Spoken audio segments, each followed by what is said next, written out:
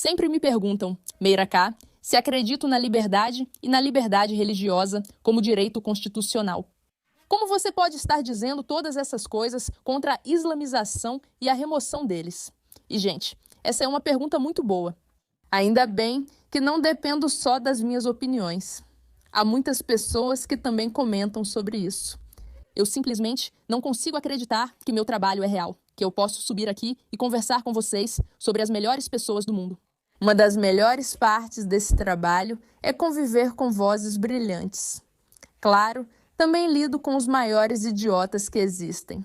Mas, sinceramente, a essa altura, eu meio que vejo isso como comédia. Tipo, ao invés de apoiar Hollywood, o que eu realmente não tenho vontade de fazer. Prefiro só assistir pessoas sendo burras e ficar mais inteligente com isso. Aprimoro meus argumentos ao ver quão idiotas são essas pessoas. Minha nova comédia. Quem precisa de comédia romântica se pode ver Dave Smith se envergonhando? Quero dizer, sinceramente, gente, nesse ponto, sim, eu sou uma fanática por política. Eu sei, peço mil desculpas por isso, mas queria dizer que eu realmente amo meu trabalho. Mas uma das coisas que eu mais amo no meu trabalho é poder dar voz para pessoas que eu acho que estão fazendo um bom trabalho e amplificá-las. Para pessoas como você e qualquer um que esteja assistindo isso. Posso dizer, aprendi muito com essa pessoa, você também deveria, assim todos aprendemos juntos. É uma grande festa divertida. Por isso, estou feliz em fazer isso hoje com esse novo cara que descobri, uma estrela do Turning Point, Estados Unidos. Frank Turek é um líder religioso, autor e típico americano que se destaca ao abordar a islamização. Quero destacar esse ponto, pois dediquei-me totalmente a falar sobre islamização e minhas preocupações e problemas com isso. Como alguém que vive em Israel, vejo o Oriente Médio e tudo o que ocorre aqui como algo realmente problemático. Porém, quanto mais aprofundo nesse assunto, mais consciente fico disso. Não é só a islamização que nos preocupa. Também temos grandes problemas com China, Rússia e ideologias contrárias ao Ocidente. Agora, como uma regra muito simples, para entender por que essas ideologias odeiam tanto o Ocidente e por que estão tentando destruir o Ocidente da maneira que estão. Há várias razões psicológicas para isso, mas, em essência, o Ocidente é sobre liberdade. Acredita que os indivíduos têm a capacidade de viver como quiserem. Agora, como você pode imaginar, essa é uma ideia muito atraente para a maioria das pessoas. Posso ganhar dinheiro, viver bem em casa, escolher com quem casar e discordar sem medo de violência. Isso é ótimo. E quem isso ameaça existencialmente? Bem, as ideologias que realmente acreditam que o indivíduo não é importante como indivíduo, ele é apenas um meio para um fim, certo? Ele integra um coletivo com missão e objetivo. E que, na verdade, o indivíduo precisa ser subjugado ao máximo para simplesmente aceitar que ele tem que fazer o que a maioria precisa. Como você pode imaginar, isso é uma ameaça existencial, não é? Se você tem a China, onde há bilhões, milhões de pessoas que estão lá e que não têm liberdades, e estão sendo ensinadas que essa é a maneira de viver. Na Rússia, ou com a islamização, você acredita nisso. Já em países como os Estados Unidos, onde essas pessoas são livres, é preciso reconhecer. Isso é algo ruim e terrível. Por isso, esses países investem tanto tentando definir como é o Ocidente hoje. Simplifiquei demais? Sim, meus amigos, realmente simplifiquei ao máximo. Mas e daí? No fim, vou falar mais sobre outras forças externas causando danos. Acho que todos percebem que há algo errado com Rússia e China, mas não entendemos a gravidade aqui. E pelo que pesquiso, quanto mais estudo sobre a islamização. Isso só está acontecendo com tanto sucesso por causa do uso das táticas que os chineses e russos têm, não os americanos. Isso foi um erro meu. Eles avançaram e se infiltraram no Ocidente. Vamos aprender sobre isso. Hoje, focamos no Islã. Não é empolgante? Frank Turek faz um ótimo trabalho. Antes de começarmos, vocês já sabem como funciona. Tentamos chegar a 100 mil seguidores nos próximos dias. Já temos 96.800.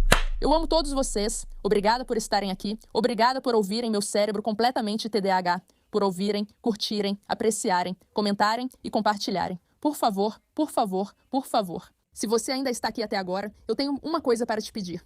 Compartilhe isso com 1, 2 ou 3 pessoas. Só isso. Inscreva-se e convide até 3 pessoas para fazer o mesmo, para ampliarmos nosso alcance. Um grande anúncio vem aí quando chegarmos a 100 mil, mal posso esperar para compartilhar com vocês. Vai ser incrível. Vamos ver Frank Durek explicando o que é o Islã. Você sabia que só tivemos um Alcorão padronizado em 1924? Você sabia que em 1924 havia 30 versões do Alcorão? O que é? Quero dizer, talvez seja uma pergunta profética. Você veria? Quão ruim você acha que vai ser o avanço do Islã na América?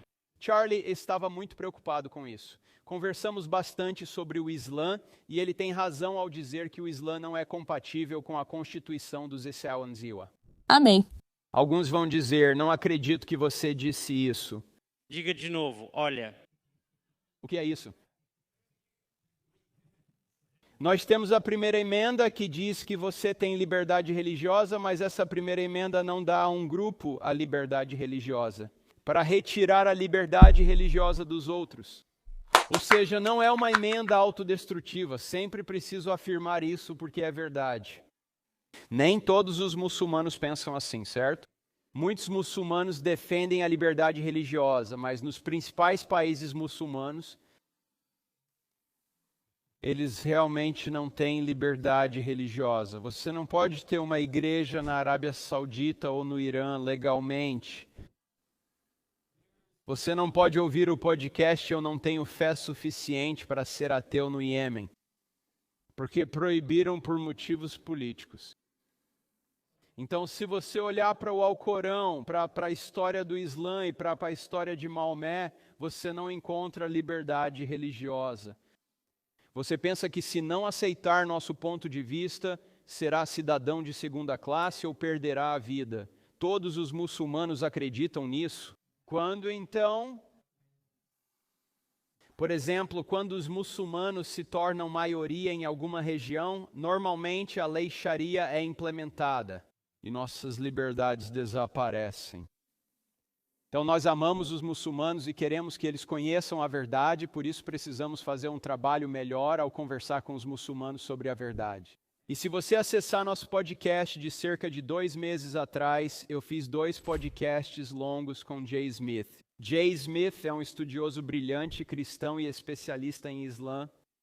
E eu não posso entrar em detalhes aqui, mas ele aponta que as evidências históricas para o Alcorão, as evidências históricas para Maomé e as evidências históricas para Meca são extremamente fracas. Até muitos estudiosos muçulmanos já admitem isso. Você sabia que o Alcorão só foi padronizado em 1924? Você sabia que em 1924 existiam 30 versões do Alcorão, não apenas traduções? Você pode ir até o ChatGPT, que até eles vão te contar a verdade sobre isso. Digite lá agora. Quantas versões do Alcorão havia em 1924? Eram 30 opções. O governo egípcio escolheu uma para ensinar nas escolas, pois não sabia qual adotar. Só em 1985 o governo da Arábia Saudita se posicionou. Nós vamos usar essa versão como a versão mundial e as evidências manuscritas para o Alcorão são extremamente fracas. O que me interessa é o que ele diz sobre a liberdade americana. Ok. Eu acho que todo o tema da liberdade é algo que muitas vezes é tão incrivelmente mal interpretado e algo com o qual muitos de nós lutamos. Cremos na liberdade, inclusive religiosa. Então, como julgar uma religião ruim? No fim, lembre-se, não pode. A liberdade é o princípio básico, por isso você acredita na religião. Na liberdade religiosa, de expressão, de comportamento, de locomoção e de decisões políticas, certo? Se você acredita nas demais liberdades decorrentes da crença na liberdade individual.